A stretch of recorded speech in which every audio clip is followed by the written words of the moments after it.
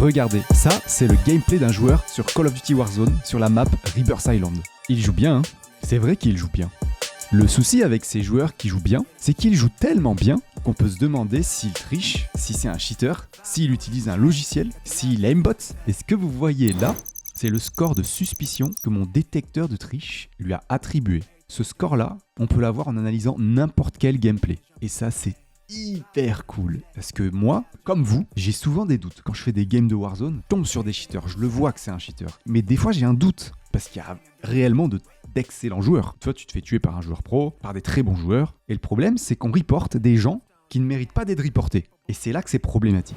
Aujourd'hui, je vais vous raconter comment j'ai codé un script qui analyse une vidéo, typiquement la POV d'une killcam, qui est un genre de replay du joueur adverse qui vient de nous tuer. Ça permet de revoir l'action, mais ça permet aussi d'observer comment le joueur se comporte. Et c'est précisément ça qui nous intéresse et que notre système va analyser, image par image, pour estimer si le joueur triche ou s'il est legit. S'il cheat ou s'il est juste très bon. Il y a régulièrement des posts qui sont publiés sur Twitter, sur X, ou des vidéos, des shorts, qui décrédibilisent beaucoup certains joueurs parce qu'ils sont accusés de cheat. Alors des fois c'est vrai, ça arrive malheureusement, mais il y a plein de fois où c'est pas vrai, où les joueurs sont juste très bons. Du coup, même moi, je re-regarde et des fois je me mets à douter aussi. Et à mon sens, c'est exactement là que ça devient problématique. Il faut réussir à faire la différence entre un bon joueur et un cheater. Parce que le vrai problème, encore une fois, c'est qu'on accuse à tort. Un très bon joueur, ça existe. Il y en a plein. Ça joue au millimètre. Je pense à Chouachin par exemple. Chouachin, il est très très bon. Mais après, on a des Enkeo. Dernièrement, chez Gentlemates, des Halo, des gros Maloc, des Punkkill, des FIFA Kill. Il y a des gens qui jouent hyper bien. Des ESK. Putain, j'oubliais ESK, les gars. ESK est très très bon. Bon, parfois aussi, c'est l'aim assist des joueurs manettes qui est un peu cheaté. Ça va, je rigole. Donc je me suis posé une question simple. Est-ce que je peux mesurer objectivement la suspicion de triche? C'est-à-dire analyser avec une approche neutre, purement algorithmique et mathématique, le comportement d'un joueur. Hello, c'est Brice. Moi, je surfe pas, les gars, je code. Bienvenue dans cette toute première vidéo de la chaîne. Merci d'être là. Petit disclaimer. Le but de cette vidéo, c'est de montrer un cas d'usage et d'être pragmatique. On n'est pas ici pour prouver quelque chose à tout prix, et encore moins pour afficher des joueurs. Et même si, vous allez le voir, l'outil que j'ai codé est assez précis dans pas mal de cas, ça reste quand même une estimation. On obtient un score, pas un verdict officiel. Il y a un travail de floutage qui a été réalisé sur les joueurs suspects par respect pour leur vie privée, même si on est tout à fait d'accord que les cheaters, sont quand même des gentils petits bâtards. Ils font ce qu'ils veulent en vrai, malheureusement, parce que ils peuvent le faire en fait. Vu que les anti-cheats sont pas bons, c'est comme ça. C'est malheureux, mais c'est le jeu. Avant de commencer, vous devez avoir un minimum de contexte pour comprendre ce qui va suivre. Vous vous doutez peut-être que si j'ai choisi Call of Duty Warzone, c'est parce que ce jeu est connu pour sa quantité astronomique de cheaters. Et que malgré l'anti-cheat Ricochet, qui semble avoir du mal à améliorer, notre sensation côté joueur, c'est que ça suffit pas, ça fait pas le taf. Je sais que pas mal d'entre vous qui regardez cette vidéo savez ce qu'est un cheater, mais je tiens à le préciser pour la suite parce que c'est quand même important de comprendre ce qui se passe dans le jeu. Un cheater, c'est généralement un joueur qui utilise un logiciel de triche qui modifie la façon dont le jeu se comporte pour lui. Ça peut être un cheat logiciel du genre aim assist, Wallach principalement, ou un boîtier externe de type Cronus Zen que vous branchez entre la manette et la console. Si je dis pas de bêtises, ça permet d'assister les manettes genre à mort. Ok, maintenant que tout est dit, je vous explique vite fait le plan. Je récupère des vidéos gameplay. Je code mon algorithme qui va analyser les vidéos et extraire les données qui vont servir à analyser le comportement du joueur, ses mouvements, sa visée. Je code ensuite une petite interface qui va permettre de manipuler justement le système, c'est-à-dire uploader les gameplays, lancer le script d'analyse, afficher le score de probabilité de triche, c'est ça qui nous intéresse. Plus, en bonus, si on y arrive, une vidéo annotée. C'est-à-dire qu'on va écrire en overlay par-dessus la vidéo des annotations qui vont nous montrer justement ce que voit le script entre guillemets et ce qu'il a pu analyser. Et pour finir, on aura un petit tableau avec chaque ligne pour chaque vidéo analysée et on pourra comparer, classer et voir du coup le Graal. On pourra enfin savoir quel joueur cheat ou non. Pour ce qui est du code, la stack tech, j'ai utilisé Python, qui est un langage informatique plutôt efficace pour traiter de la data. Ensuite, j'ai trouvé 3 librairies complémentaires. La première s'appelle OpenCV. Elle permet d'ouvrir une vidéo, de lire la vidéo image par image et d'annoter la vidéo post-analyse. C'est-à-dire, par-dessus la vidéo, en overlay, dessiner des box autour des ennemis, des flèches, des indications de texte, des scores, tout ça en overlay. Ensuite, on va utiliser une seconde librairie qui s'appelle Ultralytics. Elle propose un modèle qui s'appelle YOLO. Je crois que ça veut dire You Only Look Once. Ça, c'est un algorithme qui repère les objets sur une image. Dans le cas de notre détecteur de cheater, il va nous servir à repérer où est situé l'ennemi sur l'écran et il va nous dire à quel point il est sûr de ce qu'il a détecté à l'aide d'un score de confiance. Et la troisième librairie, c'est NumPy. Celle-là, elle va nous servir à manipuler des grosses quantités de données très rapidement. Je vous rappelle qu'une vidéo, ce sont des milliers d'images, sachant que chaque image comprend des milliers de pixels. Et nous, on veut certes un traitement efficace, mais on veut aussi que ça aille le plus vite possible. C'est mieux. Étape 1, on se sert de la librairie YOLO. C'est elle qui va détecter les ennemis sur la vidéo et afficher un score de confiance pour s'assurer que c'est bien ce qu'elle a détecté. Ça, c'est déjà énorme parce que l'algorithme sait où sont les ennemis. Ce qui va nous permettre juste après de comparer ça avec où pointe le viseur. On passe donc à l'étape 2, la détection du réticule de visée. Donc moi, je considère que le viseur est au centre de l'écran parce que dans la plupart des FPS, le centre de l'écran, c'est égal au point de visée. Attention, regardez bien, là, on passe à l'étape 3, la mesure des mouvements. Là, c'est la sauce secrète de notre détecteur. Pour évaluer le comportement du joueur, on cherche à mesurer à quelle vitesse le viseur se déplace entre deux frames. Imaginez, à chaque frame, j'ai une position du viseur. X, Y. Ensuite, on calcule la différence entre deux frames. Pour ça, on retiendra la différence sur l'axe X, c'est-à-dire de combien le joueur s'est déplacé de gauche à droite, et la différence sur l'axe Y, c'est-à-dire de combien le joueur a monté ou descendu son viseur. Ensuite, on calcule ce qu'on appellera la magnitude. Ça, c'est à quel point le viseur a bougé. En gros, ça nous donne un nombre. Retenez juste que si la magnitude est petite, c'est un mouvement qu'on qualifiera d'humain, de legit. Si la magnitude est énorme, là, déplacement trop rapide, donc du shit. Étape 4, la métrique ultime qu'on va utiliser ici. Elle s'appelle le snap. Un snap, c'est un mouvement très grand, très rapide, en très peu de frames, avec un focus hyper précis sur la cible, et souvent avec une stabilisation beaucoup trop parfaite. Et ces snaps, on va faire en sorte que dans notre script, on puisse les détecter en observant un pic de magnitude trop élevé, en très peu d'images par seconde, mais si on obtient des snaps, des mouvements démesurés qui se répètent plusieurs fois dans la vidéo, bah là on est clairement plus sur du skill, c'est du shit. Accrochez-vous, étape 5, on a bientôt fini. On va pouvoir tester tout ça. Là, on construit ce qui nous intéresse le plus, le score de suspicion.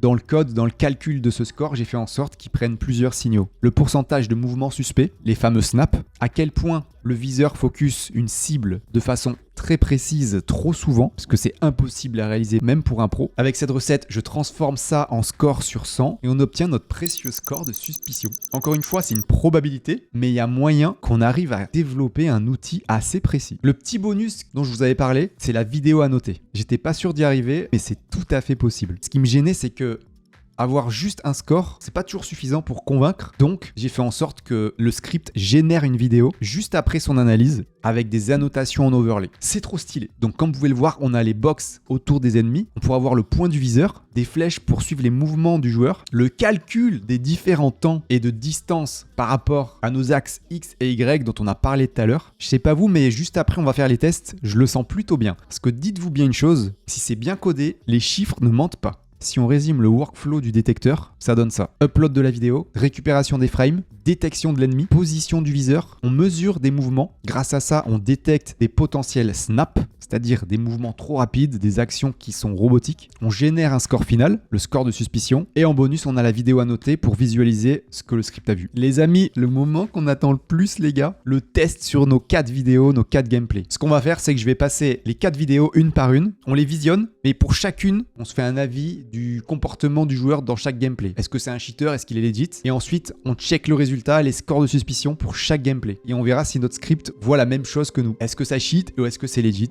Let's go. Première vidéo, c'est le joueur casu. On voit les mouvements sont pas parfaits.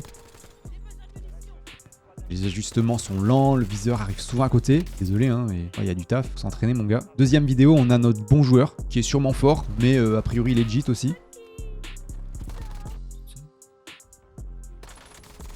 On voit qu'il anticipe, il se place bien, il check les angles. Ouais, il a des flics rapides quand même. Ok, je sais pas ce que vous en pensez. Moi, je dis, c'est un bon joueur. Il est entraîné, il gagne du temps, il a une bonne vision du jeu, je pense. Il n'y a pas de magie ici, les gars.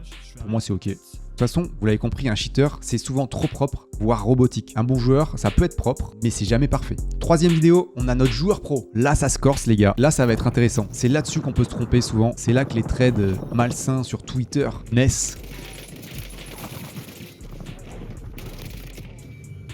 Ok, bon là, on voit qu'on passe un cap. C'est un excellent joueur. Son aim est rapide, il fait des flicks impressionnants. Ça va direct sur une zone probable. C'est pas au hasard quand même, je pense. Je pense juste qu'il pré-shot à mort. Il a une bonne anticipation, le mec. Et je pense que c'est réaliste. Il a un tracking excellent, il a l'air collé, mais des fois il y a des petites pertes de cible, même si ça reste... ouais, c'est beau. Et vous voyez, c'est justement dans des cas comme ça qu'on peut être tenté de crier au shit, parce que visuellement, c'est vrai que ça interpelle. C'est un style de jeu qui est presque parfait, c'est impressionnant. On va voir si notre détecteur fonctionne, les gars. Peut-être qu'il va le passer en cheater. J'espère que non, parce que je sais que j'ai pris une vidéo d'un joueur qui est clean. Donc s'il passe en cheater, bah ça veut dire qu'on a merdé et que le système marche mal, les gars. Ok, la dernière vidéo, là, on sait que c'est un cheater. C'est obvious, mais on a besoin de ce genre de vidéo justement pour vérifier que notre algo fonctionne, les amis. Et pour le coup, là, j'espère qu'il va le mettre en cheater. Genre full warning, score 100%. Je me chie un peu. Ok, voilà, ça va vite. On a des gros snaps de cochon, des snaps, des mouvements de porc. Il a le viseur qui se téléporte clairement sur la hitbox de l'ennemi dans un temps beaucoup trop court. Il y a un viseur qui focus, il est collé à la cible, mon gars. C'est un chewing-gum l'été sous tes claquettes. Ouais, on est sur des rails. Là, on est clairement sur un cheater potentiel. On verra les chiffres que vont nous sortir notre script. Ok, donc j'upload les 4 vidéos. Je les glisse ici, dans notre appli, dans notre détecteur. Je laisse le script analyser les 4 vidéos. Je cut parce que c'est assez long.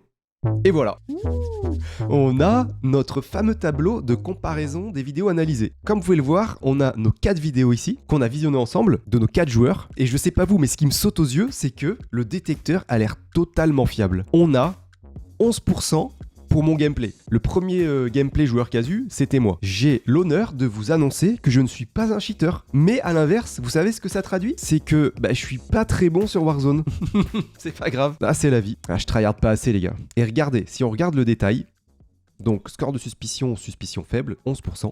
On peut voir les points rouges qui sont les fameux snaps suspects, qui sont les mouvements jugés trop rapides en trop peu de temps. Il y en a pas mal, mais vous verrez que par rapport à la vidéo du cheater, il n'y en a pas tant que ça. Et les points verts, c'est le tracking stable, donc le déplacement du viseur qui est cohérent avec un mouvement normal humain. 1860, donc il y a beaucoup de mouvements stables, c'est bien. Et le lock ratio, 0,89. Plus le lock ratio est élevé, moins la suspicion de triche est forte. Lock ratio, c'est simplement la proportion de temps où le viseur est stable par opposition au snap suspect. Si on revient à notre tableau, on a notre deuxième joueur. Là, c'était le bon joueur. Vous voyez, là, le ratio monte. On passe dans une tranche supérieure, 24%, suspicion moyenne. Mais souvent, dans cette tranche-là, ça va être la plupart du temps des bons joueurs, voire des très bons joueurs. Mais le script, du coup, il a plus de mal à détecter si c'est legit ou pas, parce que plus t'es bon, plus t'as des mouvements rapides, des mouvements précis, et du coup, il tombe dans cette tranche. Mais en vrai, il est quand même dans la moyenne basse de la tranche. Et il est totalement legit et c'est pas du tout un cheater. On a notre joueur pro, vous voyez ça augmente toujours, 32%. Donc pareil, dites-moi ce que vous en pensez en commentaire, mais je trouve que le détecteur est plutôt fiable.